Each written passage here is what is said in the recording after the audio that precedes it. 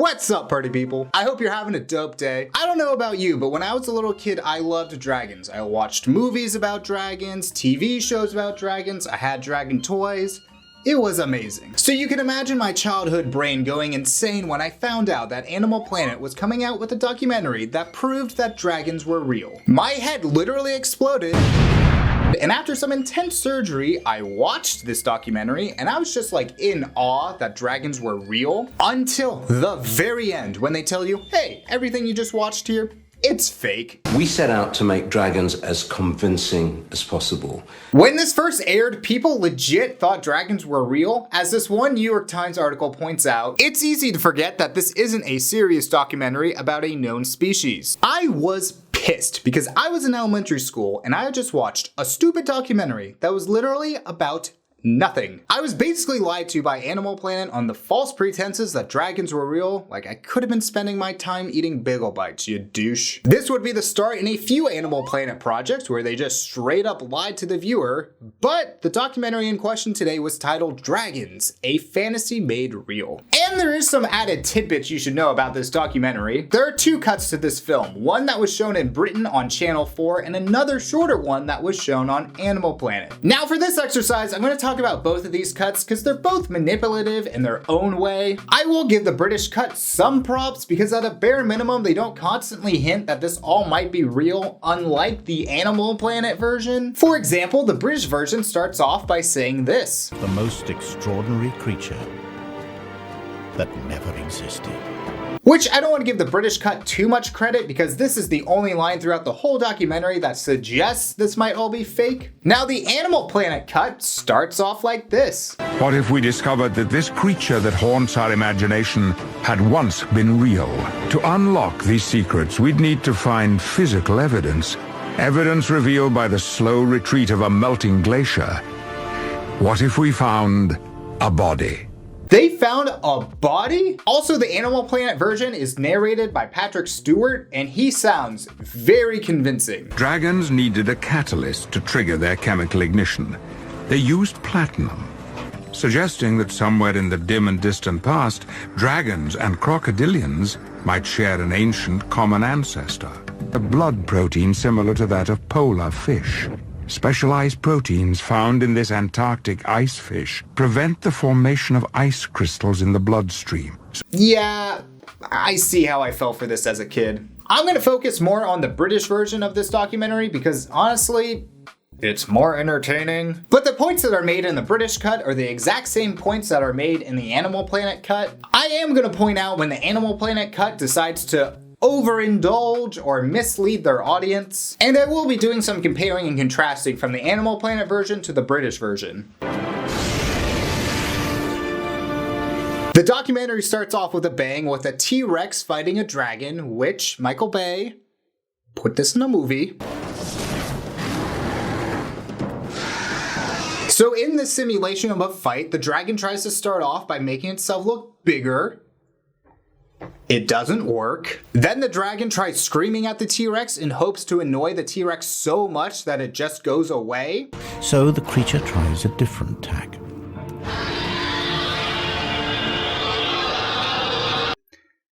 It doesn't work. But the T-Rex is still not deterred. Man, if only that dragon knew some lyrics from Nickelback. Don't worry though, because Mama Dragon's here to save the day. This is an adult female, a fully grown prehistoric dragon. This is her territory and she's protecting her son. Honestly, I'm gonna admit it, this fight is a little underwhelming. The mom just spits fire at the T-Rex, and no, she actually spits fire at him. I'm not talking about her latest diss track.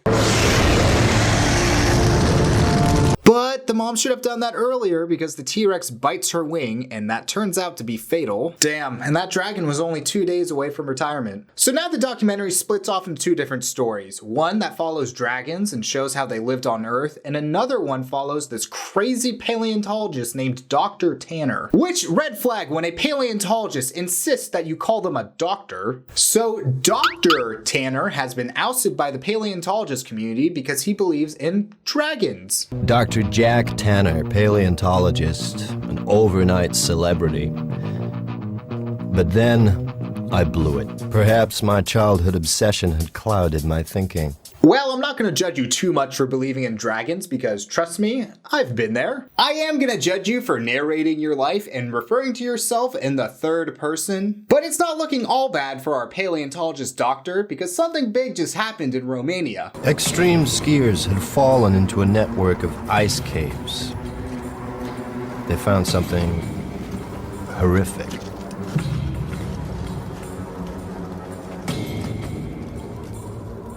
A body. Are you not going to help with the man that's lying on the rock there, clinging to dear life? You guys flew in on a helicopter. This guy's life is at risk. Also, not to bag on the skier guy too much that got hurt, but extreme skiing? Like, what were you doing, going down some triple black diamonds? And he wasn't wearing the latest lightweight thermals. It was ancient. There's nothing the police could do with a 15th century corpse. This was a case for historians, not detectives. But police being police, they couldn't resist a nose around. Yeah, how dare those cops snoop around when they find a dead body? They should do something more productive with their time, like give out parking tickets. So the cops find the remains of a dragon, and the way the documentary portrays these cops finding this body, you would think you were watching CSI. They moved deeper into the cave and soon wished they hadn't. Now, I don't know the Romanian word for dragon, but someone said it.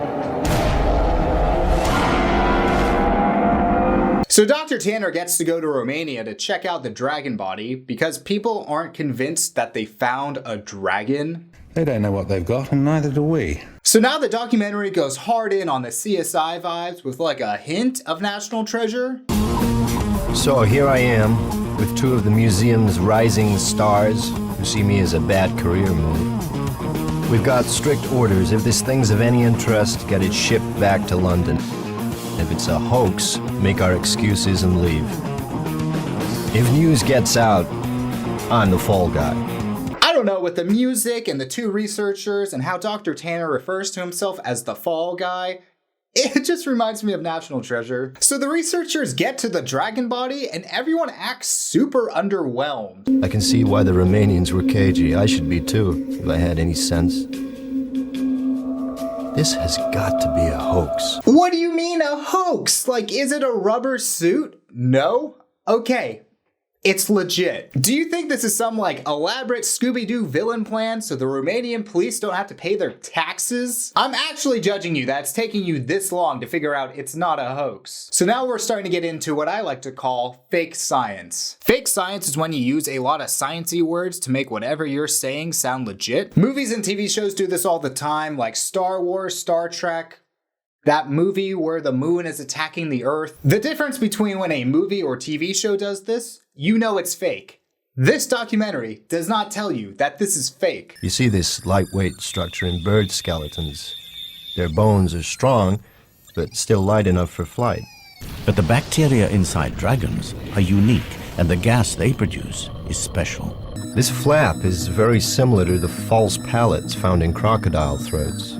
I mean, sounds legit to me. And that's like sort of the problem with this documentary is that in this format, all this information is believable. In the Animal Planet cut, they don't even have the Dr. Tanner scenes. They just refer to Dr. Tanner and his crew as scientists and never indicate that they're actually actors. This discovery, scientists can finally uncover the true nature of dragons. Initial estimated weight of 900 pounds, scientists would have to probe deeper to find the key to dragon flight. Scientists, autopsying the dragon body, now begin to look for clues to how this conflict played out. But tell scientists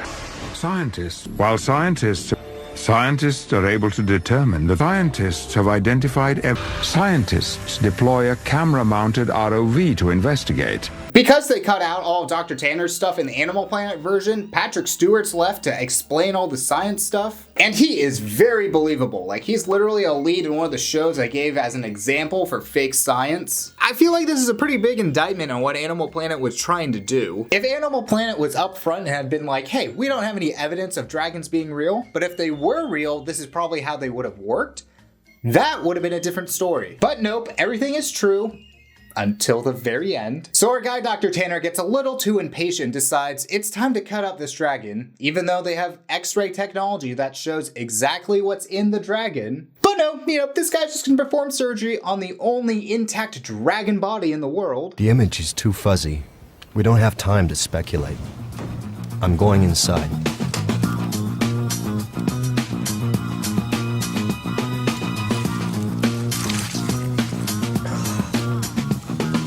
This is why paleontologists shouldn't be doctors. So after some amateur surgery, Dr. Tanner finds out that this dragon still has some gas in it. It's gas. Analysis, please. Hey man, put that in a jar because you can make a lot of money off that. So now we cut back to the mother-son dragons after the whole T-Rex fight, and sorry to report, the mom didn't make it. His mother is dead. The injury to her wing proved fatal. If only that baby dragon was more annoying. Hey, have you thought about becoming a Kanye fan? So since the son's too young to hunt, he eats the food that's right in front of him. Unable to hunt, the young dragon exploits the only food available to him. His mother's meat will keep him alive for a few days. Okay, yeah, I know this is how animals would really act, but this is a fake story. Why did you decide to have the son eat his mom? You could have made that a character moment for the dragon so we like him, Like, even though he is starving in the wilderness, he cannot bear to eat his mom because he loves her so much. Which is a sentence I never thought I would have to say.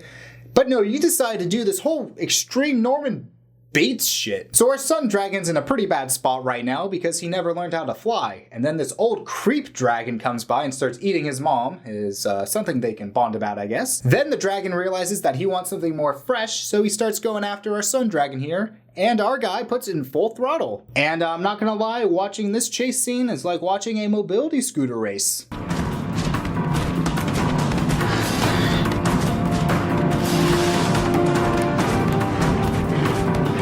I'm just saying, the next Fast and Furious movie, they should be riding dragons. So the son dragon escapes by making himself throw up. The youngster's flight bladders are now full, but crucially, so is his stomach. The undigested meat is weighing him down. Just in time, instinct takes over. He empties his stomach and spreads his wings. Oh look, that's his mom's liver right there. So we cut back to Dr. Tanner, who's still fucking around with the dragon, even though he realizes that this is a real dragon. If it's interesting, bring it back to the museum. That was the plan.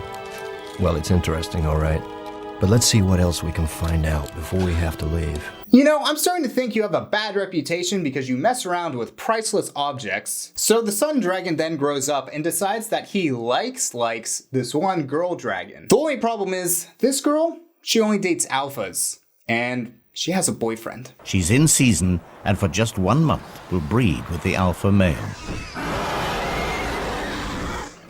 He's killed for her before, and he'll do it again. All right, I guess it's time to send you some Alpha Bro TikToks, my guy. So happy to announce our boy takes down the Alpha Dragon. I know, I'm very proud of him. And the girl dragon that he likes decides to date him. But the documentary weirdly phrases the new couple's status. The female prepares to accept her new dragon overlord. Hey, I'm not sure what the old guy made you do or say, but our dragon guy isn't gonna make you call him the new dragon overlord.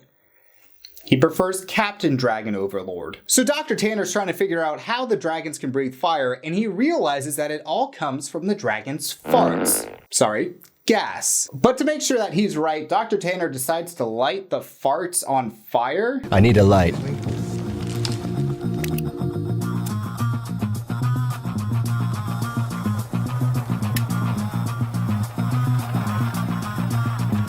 Really wasting a lot of dragon farts there, my man. And also, I'm gonna bet money that Dr. Tanner took this moment to crop dust everyone. So Dr. Tanner explains that the dragons survived the meteor attack because they evolved into marine dragons. The marine dragon lived in the sea, and life in the sea was less affected by the KT event. They say dragons have very similar traits to crocodiles, and it sounds very believable, especially if you're in elementary school and you don't realize everything you're watching is fake. So after doing some more looking at the dead dragon, our paleontologist realizes something big.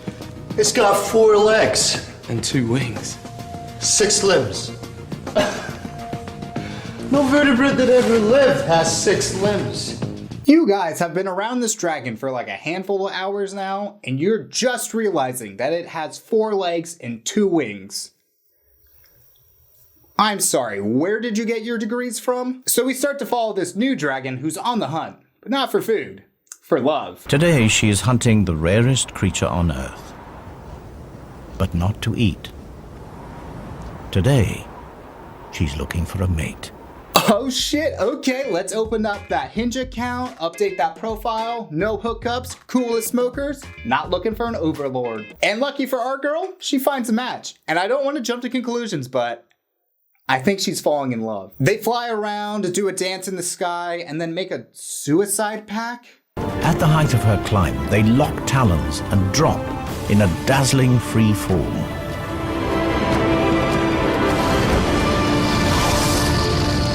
The scorches in the mountain rock serve as mute testimony to a spectacular and successful dragon mating. Damn, dragons are into some kinky stuff. But I guess when fire's involved, you know things are gonna get hot. So great news, our girl laid some baby eggs and she's doing a great job. Only problem is the honeymoon period is done and the father, he's sort of a deadbeat. Her mate returns from hunting. He has been unsuccessful. Again.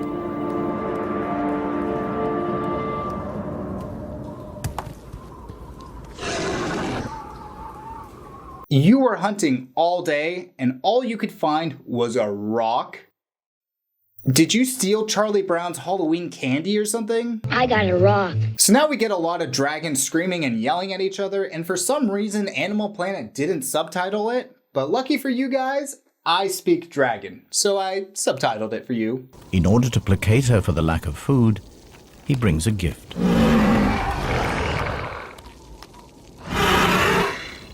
Another rock for the nest.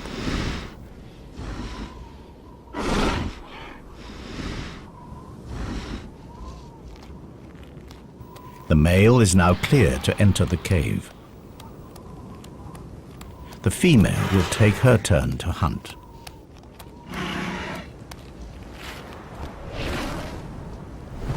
So now the wife has to go hunting and the husband watches the eggs, and this guy sucks. Just like crocodiles, the temperature in the nest will determine the sex of the offspring.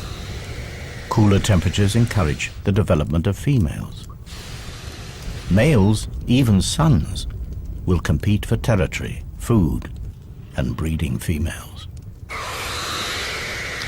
Females suit him better. Pretty beta move of you there, man. What, you afraid your son's gonna be better than you? I will admit, you set a very low bar. The female returns empty-handed from another hunt. The male is not at his post.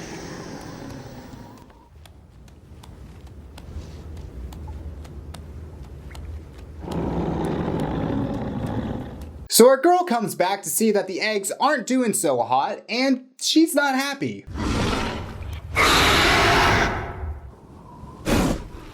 The male senses trouble and makes his escape. So the husband abandons his wife like the deadbeat he is, but one of the eggs actually does make it, and it turns out to be a healthy girl. Happy for the wife, pissed that the husband doesn't have to deal with more male dragons, but it is what it is. But unfortunately, when the mom's out hunting, a bunch of knights come to the cave and kill the daughter, and then the mom tries to fight off the knights, but they eventually kill her too. Then the husband comes back with chocolates and roses, and just kidding, he never came back. Yeah. Quite a bummer. So we cut back to Dr. Tanner and his crew as they realize that they have the daughter and not the mother, so they go back to where they found the dead dragon. And as they're snooping around a bit more, they find some more dragon items. And if you thought people would pay top dollar for some dragon farts, whew, they just found a gold mine. What is it? I'm not sure. I know what this is. Dragon poop. Watch out, Jeff Bezos, because after these three sell off all their dragon poop, you may not be the richest man in the world. Also, Dr. Tanner, why are you so certain that this is dragon poop? Like any animal could have came in and left their mark. So Dr. Tanner, being the great paleontologist he is, sees a priceless fossil and decides to break it. It's beautifully preserved. Good work. Okay, bag it.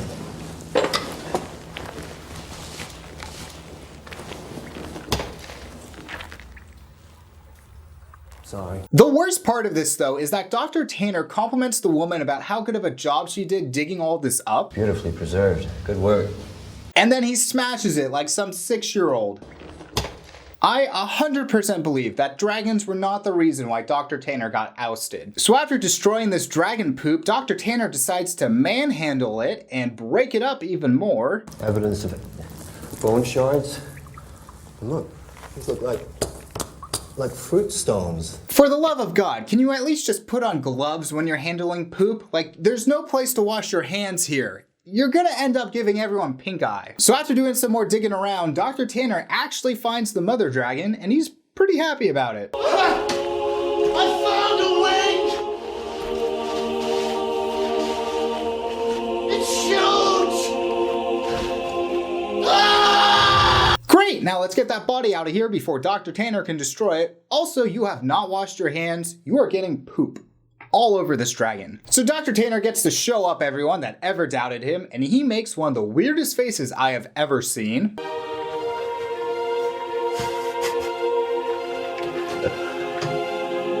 What the hell was that? Like, that was the most smug look I have ever seen. And then, like, did he try to kiss that woman? So then we have a fun little epilogue that takes place 1 year later. These were taken 2 months ago.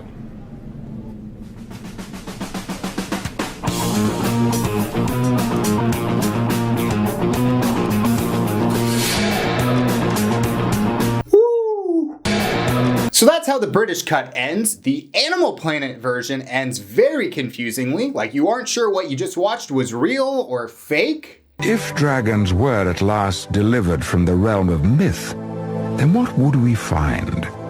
They were soaring creatures that spouted fire. They sacrificed themselves so that they might save their young. They were, above all, creatures that did what they must in order to survive. How easy it would have been for us to forget that part of the story. How easy it would have been to forget that they must have been so much more than mere monsters. Then the producers come on, and you're sort of like, okay, so everything was real? How come everybody had pictures, images, stories of dragons? Every culture has a dragon myth. The Eskimos, the Aztecs, the Chinese. Yet these were countries that never connected, that never talked to each other. It simply is too hard to believe that they were all coincidentally making it up. How do all these cultures arrive at the same idea of the same basic animal? Oh, okay, dope. I didn't just waste all my time watching this documentary. Together in my office, we kind of came up with a story. Charlie said, what if we found a dragon body? I said, yeah, what if it was in a cave up in the ice, just like it just revealed? Kevin and I started thinking, if dragons really were real, how would they have lived? Where would they have lived? We set out to make dragons as convincing as possible. So that was Dragons, a Fantasy Made Real. Is it as manipulative and misleading as I remember it? Yeah. The Animal Planet cut is way more misleading than the British cut, but the British cut is not free of sin. I think if you're watching this in 2022, you can definitely tell that the British version's fake. As for the Animal Planet one, if you update the effects and are as vague as Animal Planet was in this, I actually think a lot of people would still fall for it. Especially with the amount of people that fall for pranks that were staged. It's hard to say because breaking news now we hear within seconds of it happening, and in the 2000s you sort of just relied on TV to tell you credible news. And this was the first time a learning channel promoted something like this. Animal Planet knew what they were doing too, based off this little blurb on the bottom of the screen when this was first airing. What if such a discovery were made? It says, do you believe? Join a live dragon chat tomorrow at noon. I do think you can attribute some blame to the fake documentaries we see today back to this project. You know, you watch a documentary and you just sort of believe what's being told to you. It's like when people take medical advice from a random person wearing a lab coat, like that person's wearing a lab coat. They know what they're talking about. This would be the start of Animal Planet and other learning channels promoting documentaries that were misleading or just straight up lying to their viewers. And if you want me to check those out, let me know. But that's it for today. And as always, if you like what you see, you know what to do. Do all those YouTubey things, and I will catch you on the flippity flop.